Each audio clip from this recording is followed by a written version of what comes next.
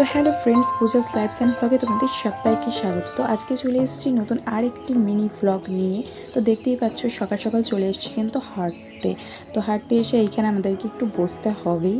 তো তারপরে দেখো বাড়ি ফিরছি। তো বাড়ি ফিরছি আর মানে চারিপাশটা দেখো কি সুন্দর লাগছে, সকালের আবহাওয়া দেখো জাস্ট কি দারুণ লাগছে।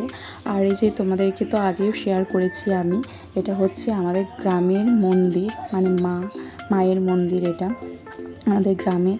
আর এই যে মায়ের মন্দিরের পেছনে দেখতে পাচ্ছ এই যে শিমুল গাছটা, এখন তো অনেক ফুল ঝরে গেছে, মানে কিছুদিন আগে মানে এক গাছ ফুল ছিল আর গাছটা এত সুন্দর দেখতে লাগছিল তোমাদের সাথে, সেটাও আমি শেয়ার করেছি। তো দেখতেই পাচ্ছ আমার কিন্তু পুজো দেওয়াও কমপ্লিট হয়ে গেছে, সেহেতু মানে সেদিন ছিল বৃহস্পতিবার যেহেতু লক্ষ্মীবার ছিল আর এখানে আমি আমার ঠাকুর রেখেছি। তো সেদিন আমি সুন্দর করে ফুল দিয়ে সাজিয়ে আমার পুজো দেওয়াও কমপ্লিট হয়ে গেছে সকাল সকাল। তো আজকে যাব একটু বাড়ি, যার জন্য আমাকে ব্যাগ ট্যাগ গোছাতে হচ্ছে। তো আমি এখন বসে পড়েছি খাওয়া দাওয়া কমপ্লিট করে ব্যাগ গোছাতে।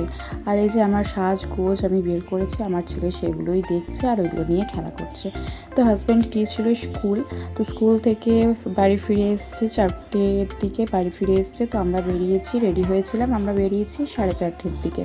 তো আমরা এখন সাজুগুজু করে বেরিয়ে পড়েছি, এখন আছি রাস্তায়।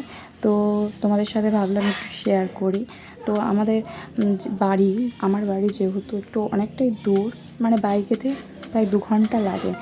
তো এই ভিডিও ফটো এইসব করতে করতে গোটা রাস্তাটা গল্প করতে করতে এভাবেই কাটে। যাই হোক, এখন ফাইনালি কিন্তু দেখো চলে এসেছি আর অন্ধকারও হয়ে গেছে। তো এটা হচ্ছে আমাদের বাজার, মানে হাটগোবিন্দপুরের বাজার এটা। আর বাজারে এই দেখো বড় মা, এটা হচ্ছে আমাদের মা। তো তোমাদের সাথে সেরকম ভালোভাবে শেয়ার করতে পারলাম না, যতটুকুনি পারলাম ততটুকুনি দিলাম আর কি। তো চলে এসেছি ফাইনালি ঘরে, সবাই মিলে বসে আছি। তো আজকের ব্লগটা এতটুকুনি। যদি আমার ব্লগ তোমাদের ভালো লেগে থাকে তাহলে অবশ্যই লাইক, কমেন্ট এবং সঙ্গে কিন্তু সাবস্ক্রাইব করতে একদম ভুলো না।